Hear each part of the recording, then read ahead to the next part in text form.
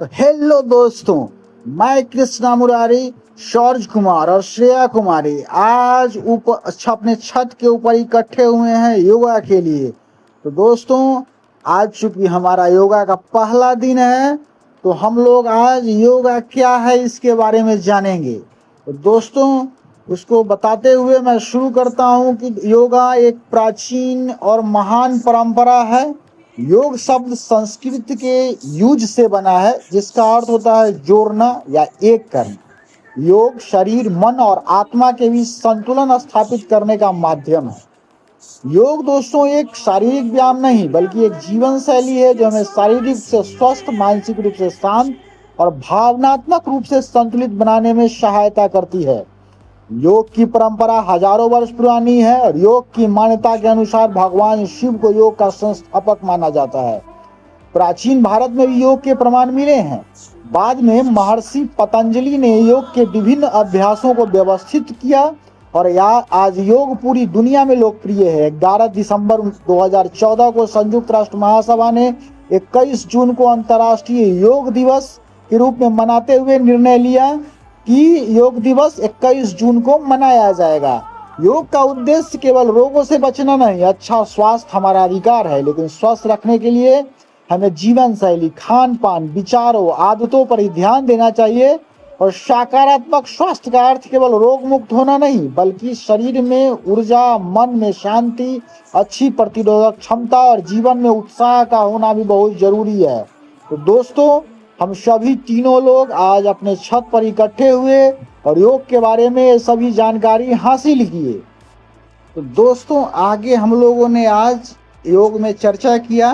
योग में लगभग 10 तरह के अभ्यास किए जाते हैं। पहला यम, दूसरा नियम, तीसरा आसन, चौथा प्राणायाम, पांचवा प्रत्याहार, छठा खटकर्म, सातवां मुद्रा, आठवां बंध, नौवां धारणा और 10वां ध्यान।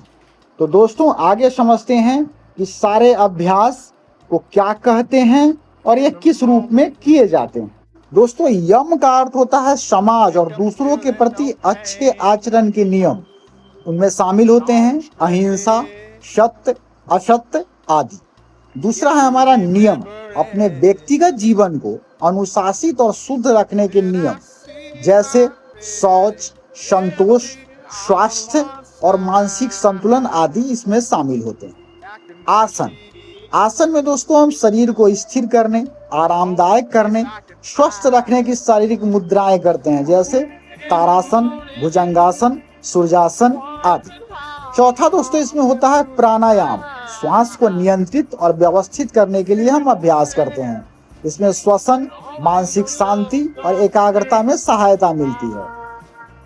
आगे है दोस्तों प्राणायाम, श्वास को नियंत्रित और व्यवस्थित करने का अभ्यास है। इसमें श्वसन, मानसिक शांति और एकाग्रता में सहायता मिलती है। आगे प्रत्याहार, इंद्रियों को बाहरी विषयों से हटाकर मन के भीतर केंद्रित करना।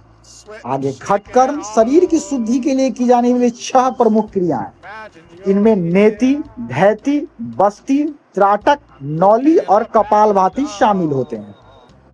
अगला है दोस्तों मुद्रा, शरीर के विशेष अंगों या उंगलियों को विशेष स्थिति बनाकर किया जाने वाला यौगिक अभ्यास। इनका उद्देश्य शरीर और मन पर विशेष प्रभाव डालना है। आगे है दोस्तों बंध, शरीर के कुछ विशेष भागों या मांसपेशियों को नियंत्रित करके ऊर्जा के प्रवाह को व्यवस्थित करने के अभ्यास को कहते हैं। धारणा, मन को किसी एक वस्तु, विचार या बिंदु पर स्थित करके एकाग्रता बढ़ाने का अभ्यास करना।